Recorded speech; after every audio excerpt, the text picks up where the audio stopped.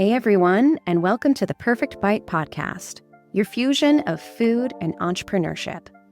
You'll hear stories from chefs, restaurateurs, CPG brands, and more from the food and bev industry. All of them are at different points in their journeys, talking about their experiences and how they've cooked up something new. Let's dig in.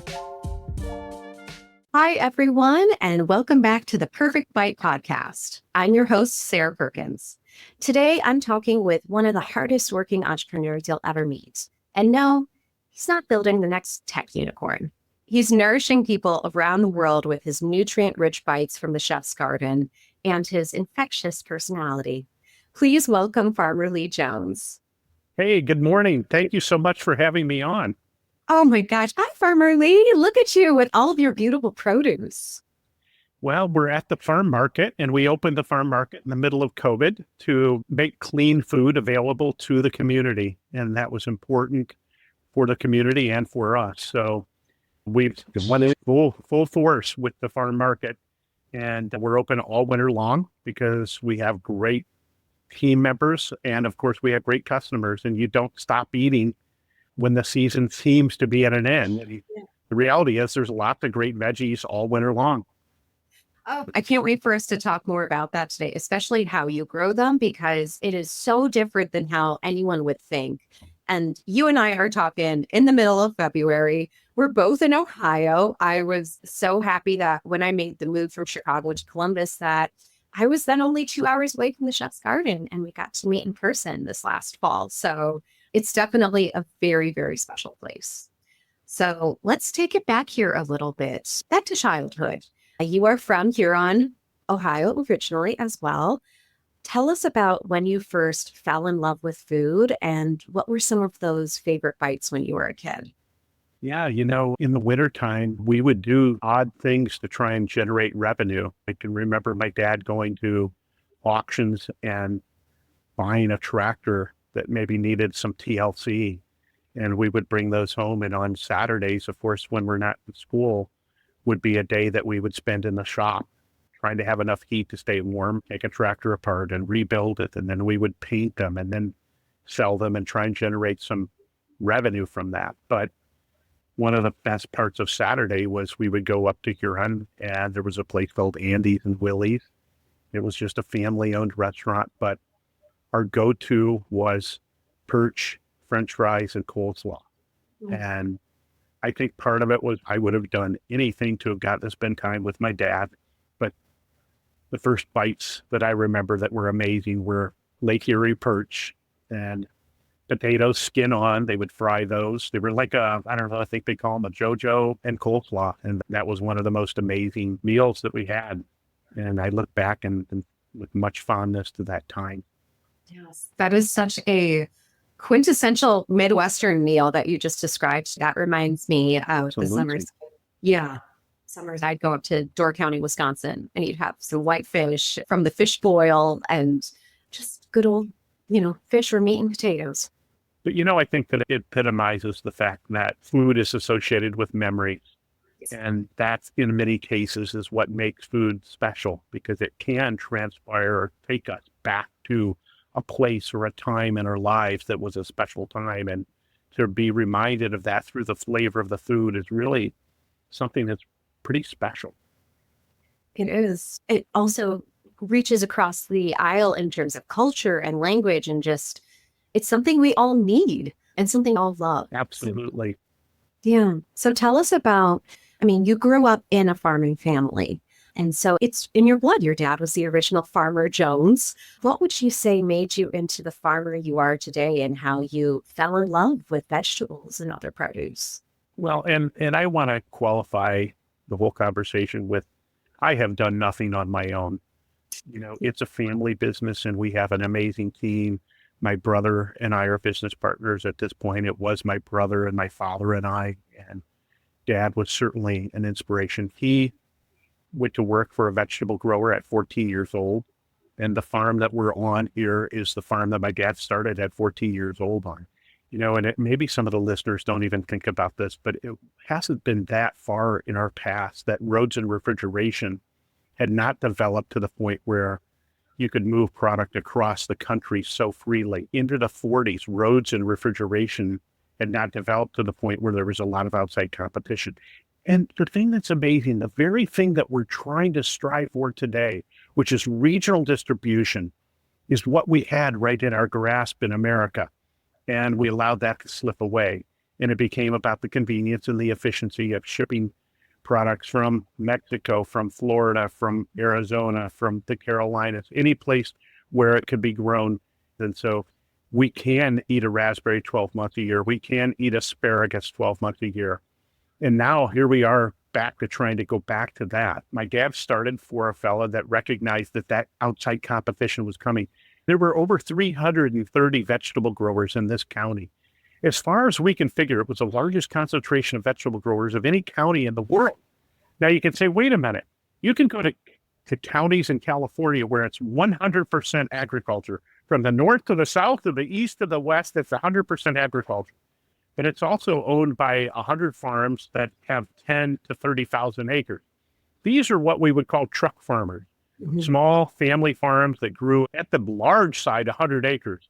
And they would grow their vegetables, they would pick them, they would bring them in and pack them. And the farmers markets were entirely different than what you and I think of today. You can think of all the family-owned grocery stores that used to exist in America. As the roads and refrigeration got better, then the outside competition came for those grocery stores. And one by one, those family-owned grocery stores went away. The competition came for the small family farms, and they couldn't compete because they needed larger volumes, more tons. Ultimately, my dad and mom bought that farm from Mr. Nichols. And by the time my mom and dad took it over in the late 60s, early 70s, the 65 growers had diminished down to 12 or 15. Mm. And so my dad continued to increase his acreage and was farming about 12 to 1,500 acres of fresh market vegetables when I was 15 or 16. And we were shipping semi-loads of produce every place east of the Mississippi River. But to give you an idea of how bad the economy got turned upside down in the late 70s and early 80s, interest rates at 22%. And traditional with what farmers would do would be to borrow operating capital in the winter to buy things like the containers and the seeds and the fertilizer and all of the things that you needed to farm for that year. You invested them in the crops for that spring. As the crops came back, you repaid those loans. Hopefully you had something left and you reinvested it back in the farm.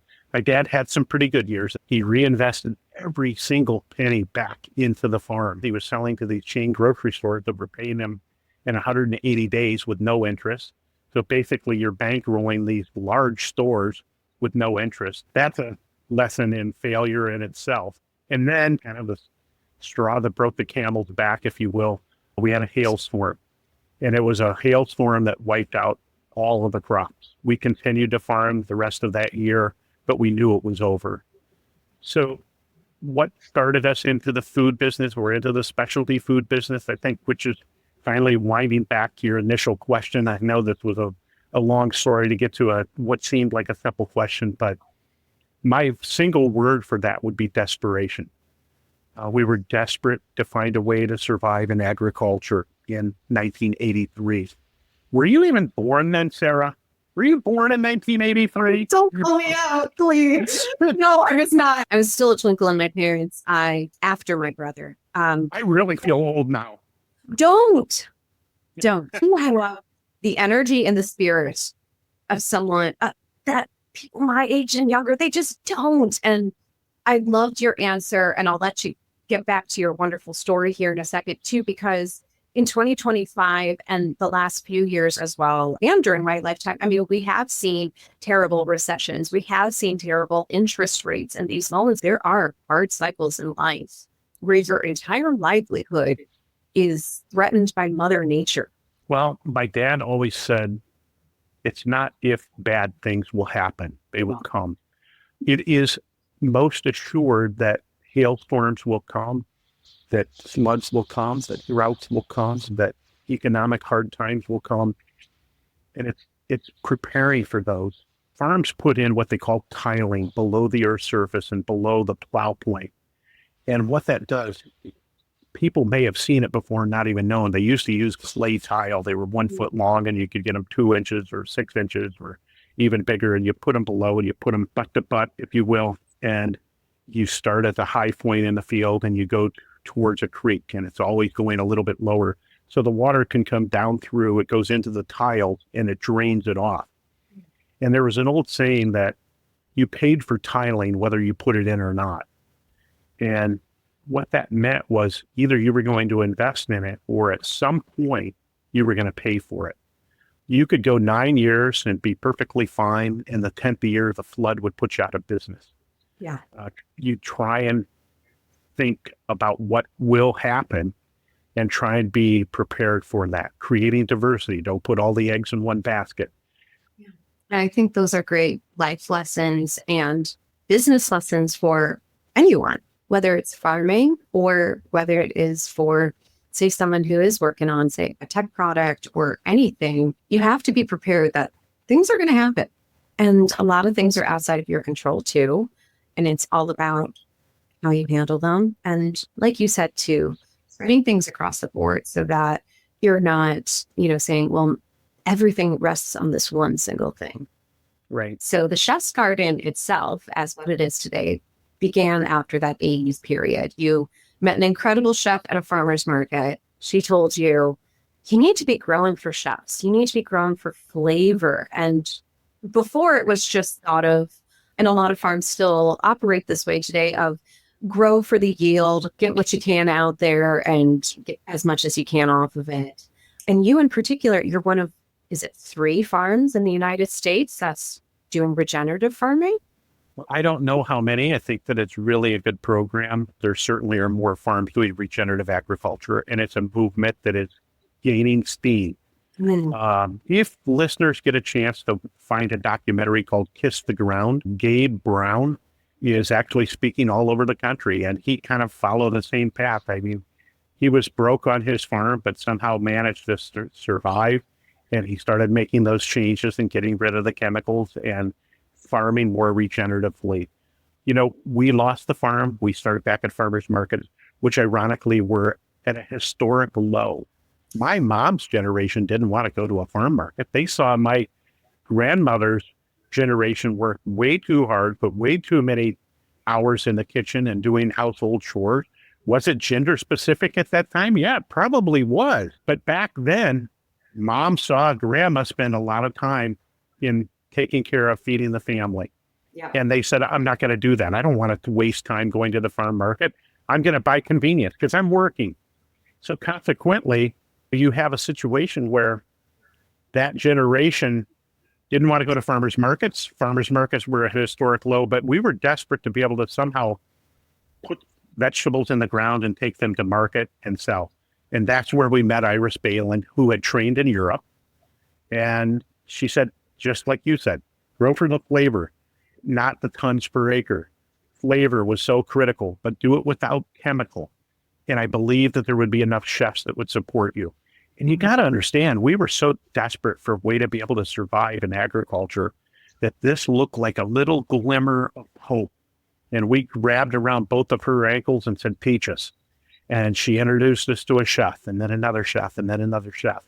And that's really kind of the beginning of the Chef's Garden. What's ironic is that there are more farmers markets today than in the history of the United States.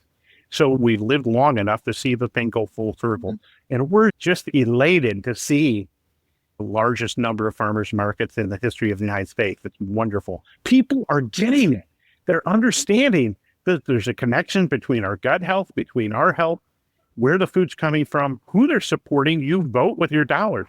Find the farmers markets in your area and support them. Talk to the farmers. The farmers are not at fault for the place that we're in. The farmers are just stuck in the model that says produce as efficiently and cheaply as possible and as many tons per acre, and keep your expenses down, and you might stay in business. So I don't fault them at all. They were trapped. They still are trapped in that model. And you got to follow the money again. Pharmaceutical companies, chemical companies, they give grants to the universities because somehow the universities are always financially strapped. And they say, look, we'd like to give you a grant for $10 million to be able to help the farmers. And by the way, the research that you do to help the farmers needs to include our chemicals. So I can remember on my dad's farm, and it never felt right to my dad. You got a disease on a cabbage, you got an insect infestation, you send a sample to the university, and they send you back recommendations. Here's the chemical to get rid of it. Here's the chemical to kill the insect. It's very much like our Western culture of medicine. Same exact system. It's a money mill. And so you get amoxicillin, a penicillin, a viacillin. You go in for a strep throat. You get it cleared up. A year later, it comes back. The doctor doesn't say, now, Sarah, look, this is the third time in 3 years that you've been back with this strep. Let's see what's out of balance in your body and see if we can't find the proper balance so that your immune system can fight that off. Well, the same theory happens in plants. And that's really a part of regenerative agriculture. Healthy soil, healthy vegetables, healthy people, healthy environment. That's the crux of what we're trying to do. And it's really exciting to see the result of that. We actually have a lab set up right here on the farm where we're testing the results of what we're doing. We've read studies where every single day that a vegetable's harvested, it loses 10% of its nutritional value. In many cases, the stuff that's going through a traditional distribution system where it's coming in from wherever, and then it goes to a warehouse, and then it goes back out to a grocery store. In many cases, the product is at its best 10 days to 2 weeks old. Not much left there. We're eating roughage in a lot of cases. I think it's how the food is grown, but I think it's how that soil is being taken care of, which is really critical. We believe all health starts with the health of the soil. Yes. And there are a lot of studies these days, a lot of folks talking about how the gut is being recognized as the second brain, how it affects our health in so many ways. You know, when you eat healthy and you have your stomach feeling in a good place, you do notice that you have better energy to do things and you're in a better mood. So one of the reasons that you and I have connected is half of my family is on farms in central Illinois, more for commercial corn and soybeans and things along those lines. And I fell in love with a man who also came from a farming family. And they actually talk about farming a lot more than my family has as a family. So there have been presentations sometimes at Christmas about biochemistry of the soil and how it is affecting crops and the yield that is supporting the family and how it's going to be working going forward. A couple of questions based off of that. Talk to us about the difference between regenerative farming and organic, because, you know, everyone says, well, you have to buy organic, but what's really happening with organic? Well, I can't be an expert on organic because we are not organic. We've never claimed to be organic. Our goal has never been to be organic. I believe that the true hardcore organic people believe that organic today is bastardized because they allow some of the same chemicals that you can use in monoculture can be used in that. In general, the assumption is that organic is healthier for you. From the aspect of less chemical, I would say yes. But in regenerative agriculture, and what we're trying to do is not only do we want it to be chemical free, but we want it to be nutritionally viable.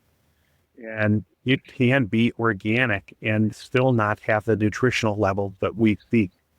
So that's really, really critical to us to try and get that balance in reduction or elimination completely of chemical and nutritionally viable. And in your case too, instead of using chemicals, you're focusing a lot on using cover crops, right? We are, and that really kind of ties back to healthy soil, healthy vegetables, healthy people, healthy environment. We all, as adults, have perhaps heard or even said now, maybe even tongue-in-cheek, but I need vitamin D. I'm going to go get some sunshine. Right? But if you can get your mind around the idea that your body can be a receptacle for energy from the sun, then it's not such a far bridge to recognize that different types of plants can harvest different types of energy from the sun. So for us, it's just the same minerals that are in our body are the same minerals that are in the soil. If they're out of balance in the soil, and then we're eating the vegetables grown in those soils that are out of balance, guess what? Our bodies are out of balance. And consequently, we have a 3,000% increase in kidney, liver, heart, cancer disease, attention deficit disorder, autism, childhood obesity, allergies, and diabetes. There's a correlation.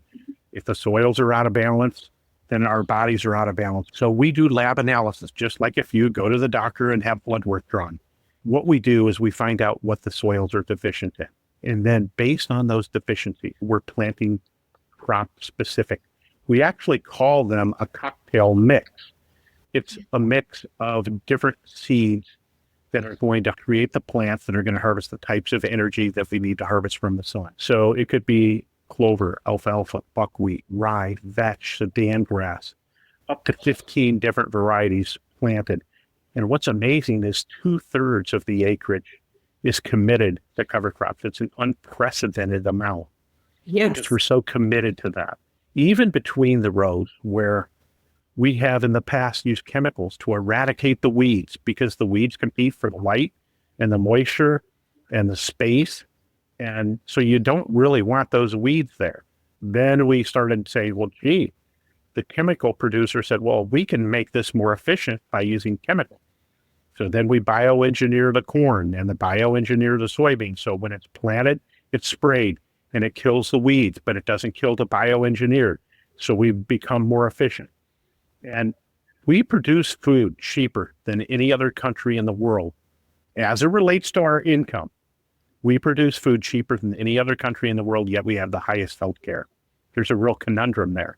You just said a mouthful right there about the whole system. The whole system.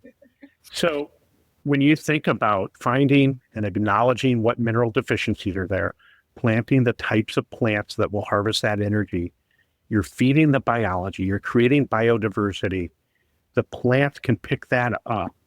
And we're seeing increases in anywhere from 150 to 300 times higher than the USDA average. It's amazing. Now, the USDA average is too low. It continues to go down. Nutritionists, when they're setting up a nutritional diet for somebody or a plan, most of the research that they're using to look this up is coming from USDA previous to 1945. And so they're using those numbers that were at the highest point in between 1930 and 1945. So it's really exciting to see that when we work in harmony with nature rather than trying to outsmart it, that it really, really works. It's so exciting. It's like we have so much more in common with, say, butternut squash than we think. And you are essentially saying there's a lot of love that we can give each other, ourselves and the earth and the plants that we love and the vegetables, if we just learn to work with it better and learn to love it back. I think as we see climate change happening, as we see more of these climate events that are pretty scary and that are more extreme versions than what we're used to, this is a great reminder that we need to take on some practices. We need to take a second look and say, what can we do to go back to basics? Absolutely. I couldn't agree more. Yeah. So with this too, let's think of this from a business perspective. Why are more farmers not doing regenerative farming? We're all creatures of habit. And, you know, in a lot of cases, I think the average age of a farmer is something like 65 or 66 years old. Right. And in a lot of those cases, that's second or third generation. And so it's a difficult change unless you're forced to make the change. So when you're sitting on a second or third generation farm that was bought a long time ago, you can still make the numbers work. It's a very difficult challenge for somebody at 25 years old to go out and pay $10,000 to $20,000 an acre and make it work. If you were to ask farmers, they would prefer that there were no subsidies and it was all on an even playing ground, because there's a lot of situations where you're limited by how much of the subsidy you can get based on the number of acres. If you're over an X amount of acres, then you're not eligible for that. And so there's really no subsidies for specialty crops because the volumes of each of those is such a low thing. You take everything on the average and look at the average, and there's such low numbers that we don't count. Yeah. So, Yeah. And you've really found your niche in that in a lot of ways too, which again, looking at things from a business perspective, you're saying, okay, we're the people to come to because that supply is so low otherwise. But like you said too, if only there were more incentives for farmers to change, because it's hard and The cycle goes on and on and on until we learn to break the cycle somehow. And I'm optimistic and hopeful that maybe we're going to start and see some of that. I don't know, but I'm hopeful that we'll start and put the focus on the things that are important. In Kiss the Ground, they predict 60 harvests left. Is there some fear mongering there? I hope so. I want to believe that we have more than 60 years, but if you look at the trajectory, look, you're younger than I am by a long shot. I'm old enough to know that 100 years is really a short blip in the big scheme of things.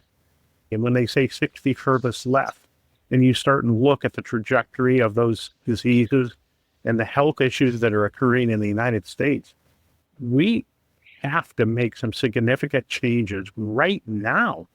Look, it's bad, but there's hope. It's not like doom and gloom and it's the end, but we have to make those changes. And it becomes up to the listeners. It really falls on all of us to make significant changes now.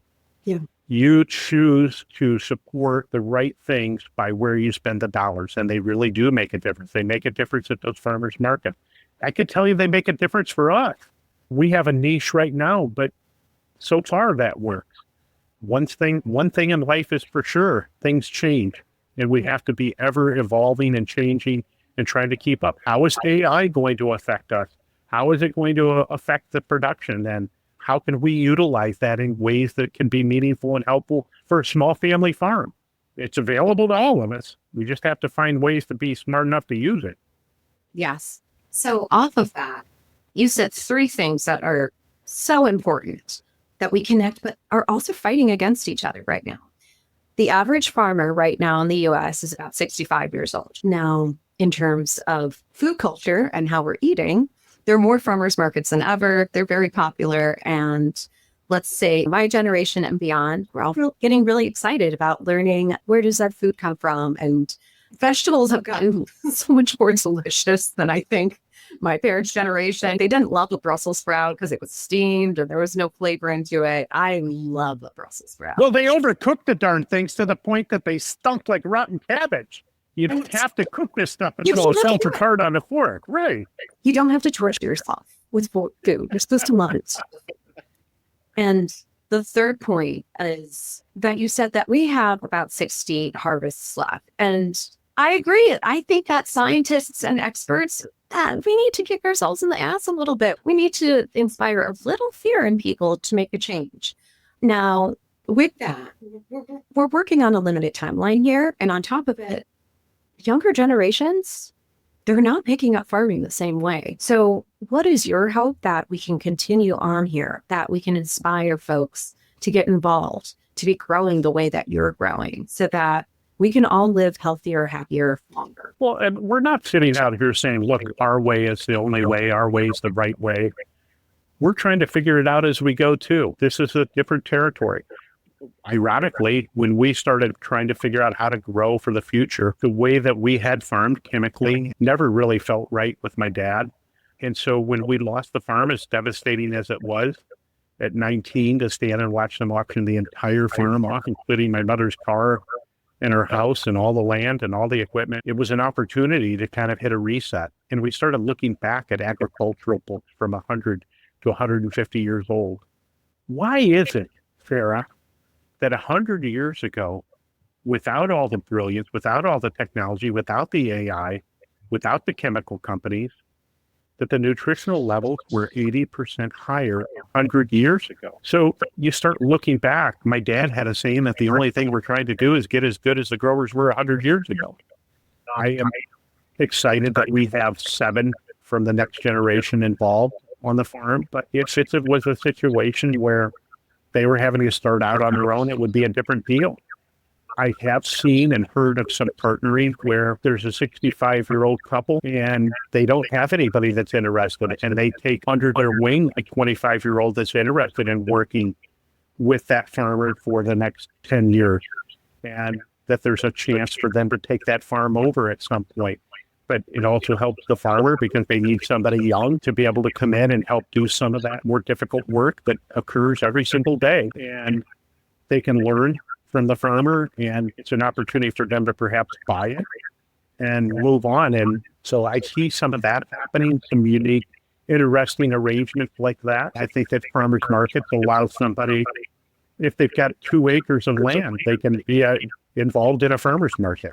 It's a great place to be able to take your children and teach them. It's an easy entry into the business on a small scale. And how do you eat an elephant? A bite at a time. Yeah. If you've got a pot and some soil, you can grow food. That's right.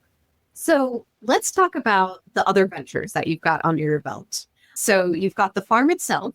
You have the beautiful farm market that you're in Huron, Ohio, and you're now shipping worldwide with the Chef's Garden boxes. Tell us about how that all came about. Well, once again, and I know I used this word once before, but desperation. 100% of our business was direct to chefs around the country. COVID hit, and we were somewhat naive in thinking that in 3 to 4 weeks, this thing was going to blow away and it was going to be business as usual. Little did any of us know how long and devastating it would be. 100% of our business was chefs, but yet we heard of the fear of looking for clean food, and we heard of the fear of going in grocery stores because we didn't want to get too close and the infection. And there was such a demand in our community to open retail, but also we said, why can't we do this and make it available to people around the country? And so people could fall in. We pivoted to a nationwide home delivery and made the product available. Very first thing we did was send out about 300 boxes to chefs that were now at home with their families. So we sent the boxes out to like 300 chefs and said, look, you don't cook every single day of your life and then stop cooking.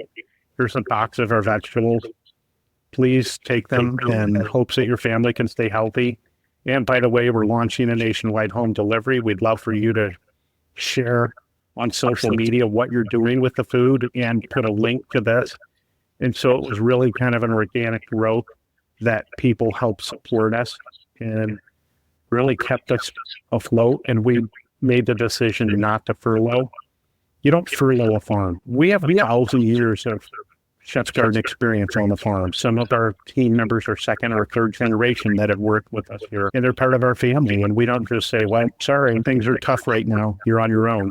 Now, we had 30 team members on the farm that felt like they would be better to take the furlough because of their situations. And we're like, God bless you. Do whatever you need to do. We're all in this to survive. We did through it.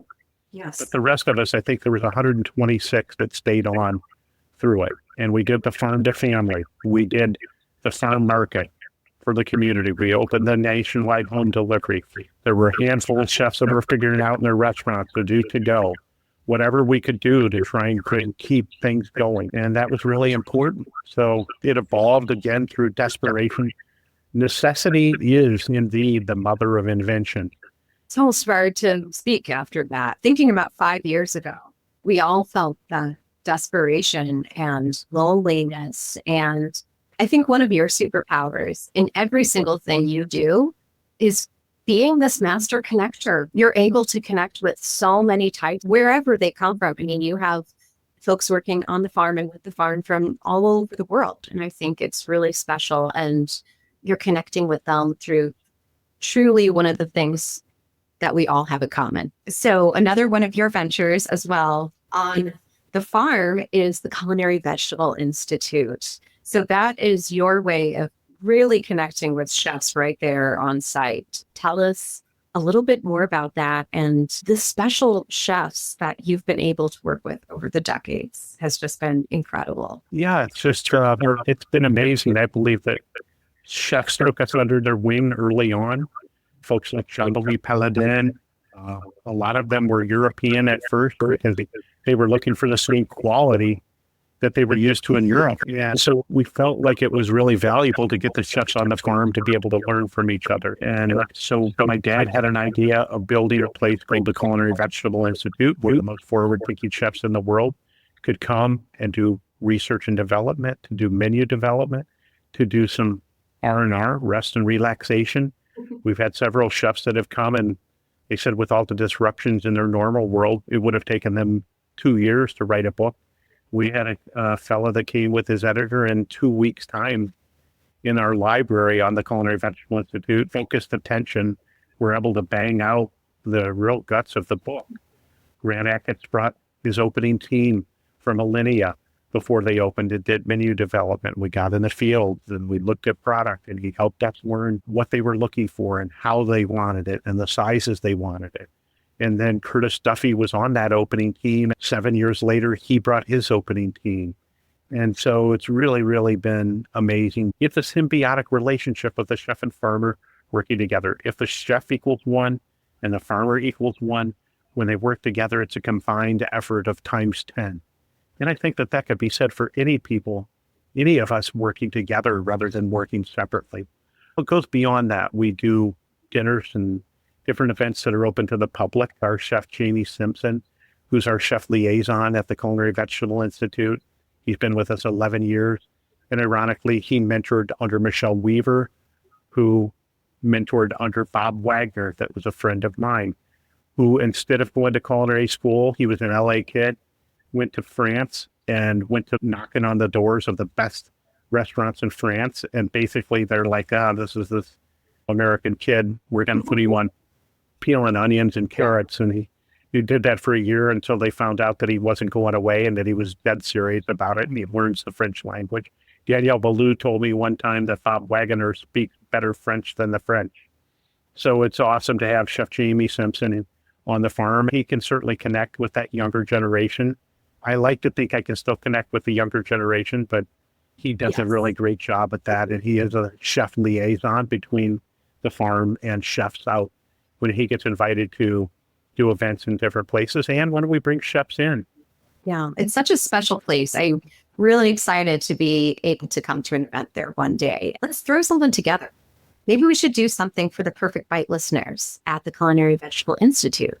Once we grow, let's get that going. I love that idea. Hey, Memorial Day, we're doing a live fire, and it's going to be an outdoor casual event. It's unlimited seating because sometimes you're going to be seated and sometimes you're not. But guys, cooks literally under live fire vegetables and different pork and beef. Why don't you come and broadcast from there? There will be a myriad of people and chefs to be able to talk to and interview that day. I mean, it would be amazing. You guys heard it here first. Farmer Lee has invited me to come Memorial Day 2025, clearing the schedule. I didn't have anything planned, don't worry. So speaking of shows, you have your own TV show that's out now. Well, the farm does. Again, I mean, I don't do anything individually. We're a team, we're a family, and I've been selected as the farm mascot, or I say that jokingly, but the spokesperson for the farm. We met Rachel Ray through COVID. Rachel Ray is one of the most generous, kind, giving human beings that I have ever met in my life. And she's been very, very successful. She's made a lot of money and she's willing to share it. And during COVID, she would call us and give us a list of addresses of up to 100 people and ask us to put those boxes together from our home delivery and ship them out around the country. And this became kind of a weekly thing for her. I mean, she was very supportive of us, but she was also trying to do what she could to help in her own way. And I wrote her a handwritten thank you note, thanking her.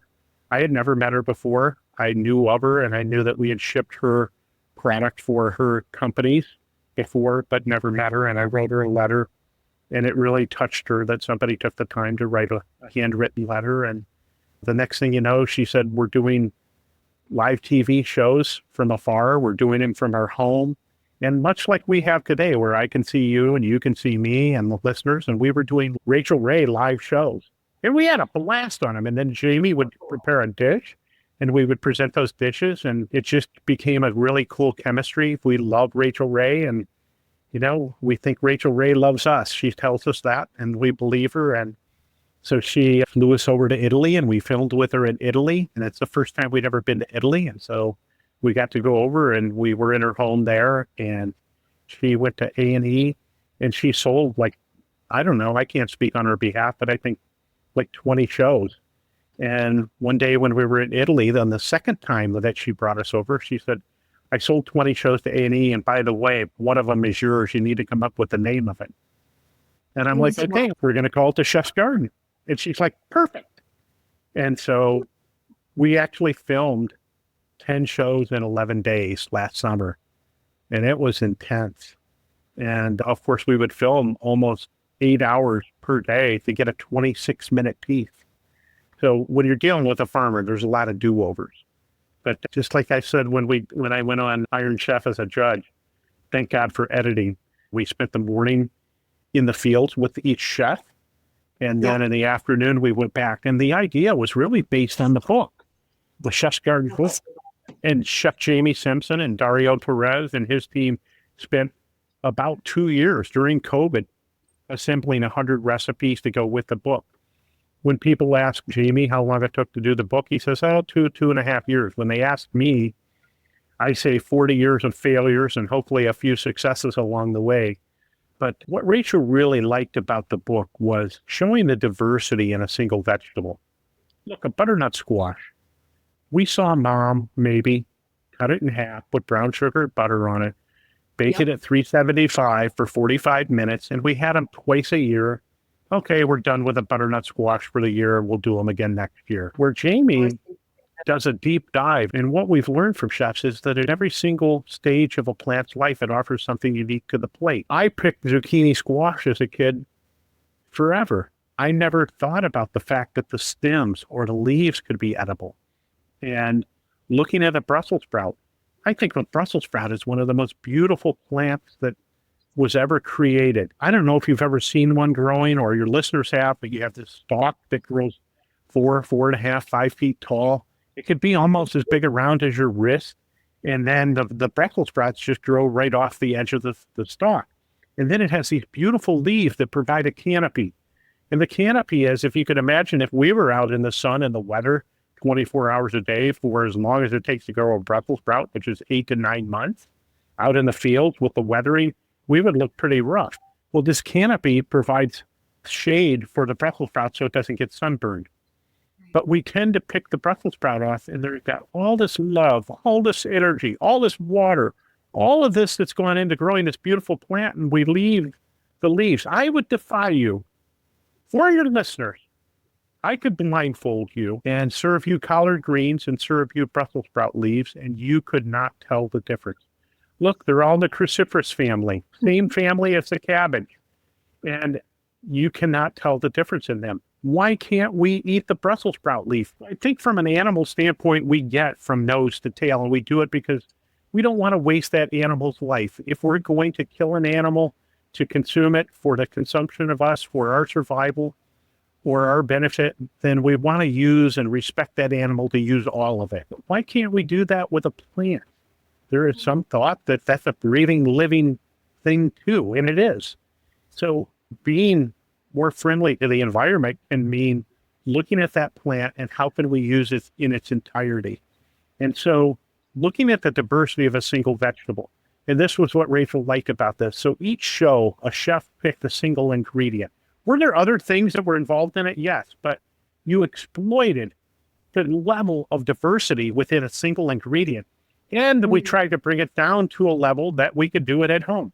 Oh, that is so special. I mean, you had Chef Curtis Duffy, some other folks that we should be watching. How do we watch the show? Yeah, you can go to Homemade Nation, Hulu.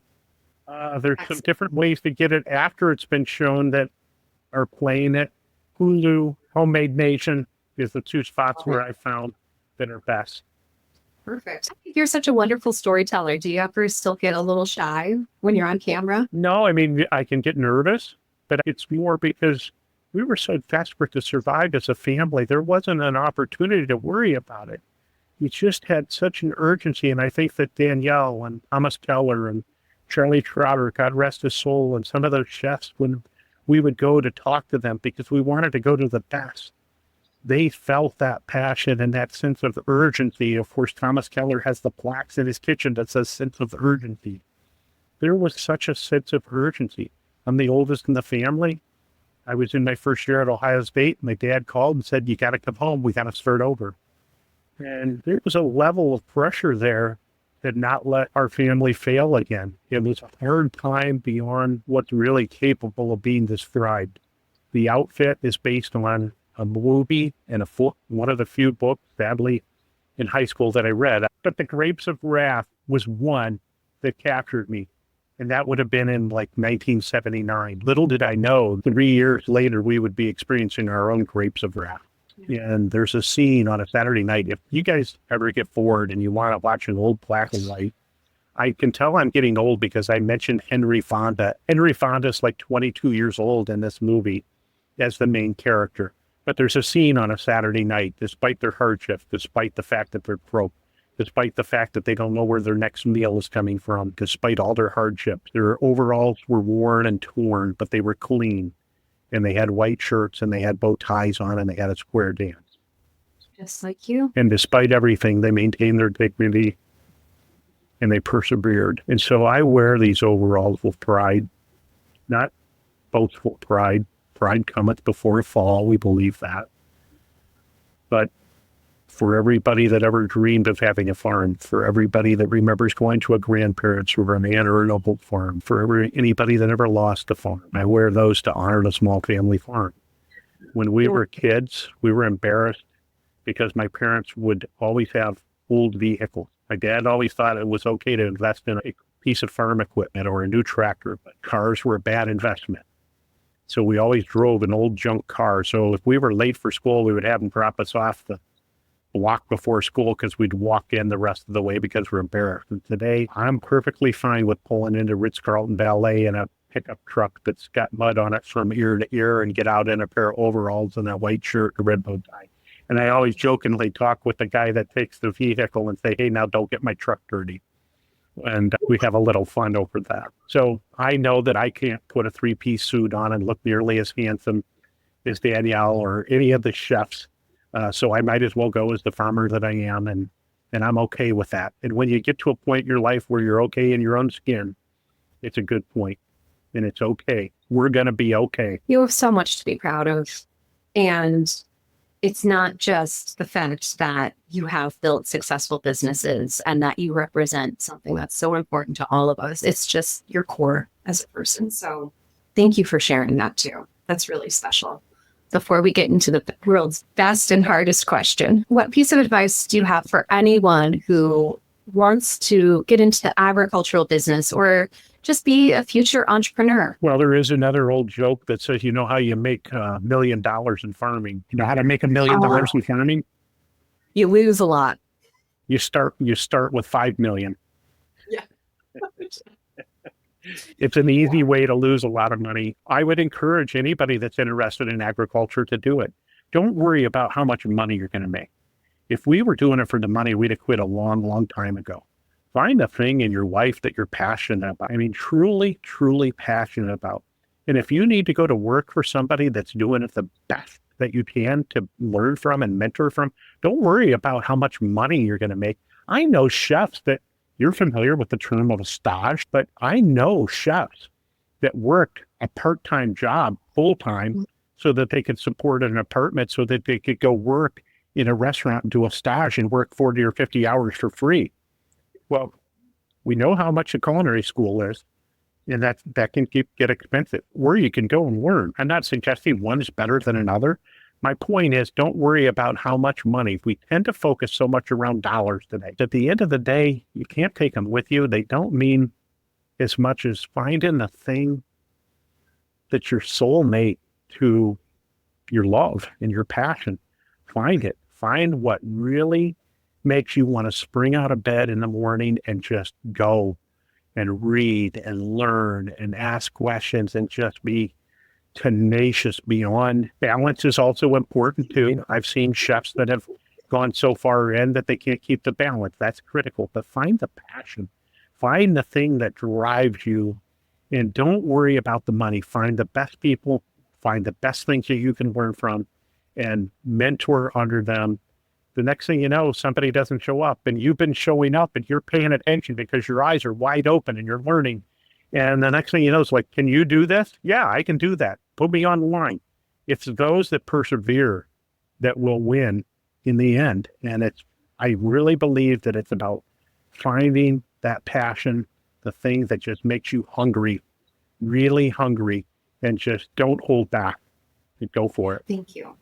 Thank you. It's always such a good reminder to hear that. And Just a reminder to everyone listening to never start a business with the expectation you're somehow going to make a ton of money. Well, I'm certainly not going to ask you what your favorite vegetable is, because I know you're asked that and you're like, I don't have one. It changes every day. But with this podcast, it's called The Perfect Bite because for two reasons. One, it's a perfect bite in my career thus far, working with entrepreneurs, being a founder myself, as well as diving into the food world. But it's also because each of us has such unique taste buds and we all have our own perfect bite. Whether it is a certain vegetable that's ripe for the picking, or it's a bite from, the first fancy dinner you ever had. So I will ask you, Farmer Lee, what is your perfect bite? Well, I always answer that by saying that it's whatever is in season today. Jamie has a theory.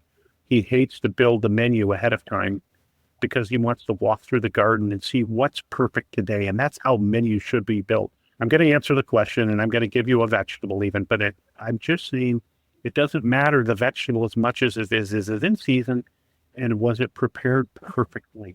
I'm going to pick a turnip. This is an old heirloom variety of red turnip. It's winter season. They're a winter vegetable. In season, perfectly prepared. And today, it's the lowly turnip. The beautiful turnip. And special in its own way. Eat that like an apple. You can eat it like an apple. The red skin bleeds down in. Eat with your eyes. You want to eat the rainbow. Get as much color in your diet as possible. Now, I'm not talking about fake coloring, food dyes. I'm talking about eat the rainbow. Eat the rainbow of colors within the carrots and all of the different colors of potatoes and beets and sweet potatoes, and get the greens into the diet. We've narrowed our selection down so much in the grocery stores based on which varieties produce the most ton per acre or which ones have the most disease resistance. We want that diversity. Diversity is important for the gut health. It's important for our immune systems. Eat the rainbow. That's a good turnip. Farmer Lee, thank you again so much for your time, sharing your story, and sharing just this important information. Where can our listeners find you? From your venue to your social channels. Farmer Lee Jones on Instagram. That's me. The Chef's Garden. The Culinary Vegetable Institute. chefs-garden.com on the website. Homemade Nation and Hulu for the show. We would love for you to take a picture of whatever you do seasonally at home and send us a picture over. We'd love to see it. Stay in touch with us. I'm grateful to be on. I'm grateful for the interest from your generation of food, the people that are growing it, how those people are being cared for, and how we're taking care of the environment. And it's really important for sustainability and regenerative agriculture. Thank you so much. Everyone, thank you so much for listening in. And this was Farmer Lee Jones' Perfect Bite. Thanks for tuning in to The Perfect Bite today. You can listen to future episodes on Apple Podcasts, Spotify, and anywhere else you listen to podcasts. Thanks in advance for subscribing, rating, and reviewing. You can follow The Perfect Bite on social media @PerfectBitePod. Now go get something good to eat.